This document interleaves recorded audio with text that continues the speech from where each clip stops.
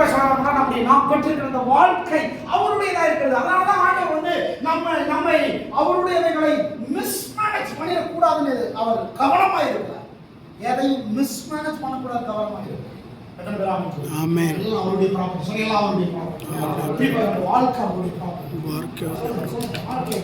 பிள்ளைகளை கை கொடுத்து சொன்னேன், இந்த பிள்ளை கடவுளுடைய ப்ராப்பர்ட்டி, இந்த நபர் கடவுளுடைய ப்ராப்பர்ட்டி, இங்க இருக்கிற ஒவ்வொரு சேரும் கடவுளுடைய ப்ராப்பர்ட்டி, இங்க இருக்கிற நான் கடவுளுடைய ப்ராப்பர்ட்டி.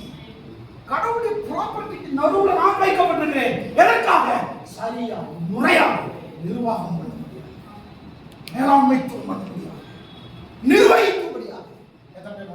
ஆமென். எத்தனை பேர் இருக்கிறீங்க? ஆமென். ஆகவே நான் சொல்கிறேன், இந்த கோளில் இந்த உலகத்தில் வெற்றிகரமான ஒரு வாழ்க்கை வாழ வெறும் உங்கள் ரட்சிப்பு மட்டும் போதுமானதல்ல. பக்கத்தில் சொல்ற ரட்சிப்பு மட்டும் போதுமானதல்ல, உங்களுக்கு நிர்வாகத்திறன், மேலாண்மை திறன் தேவைப்படுவது மிக மிக அவசியமாக முக்கியமாக இருக்கிறது.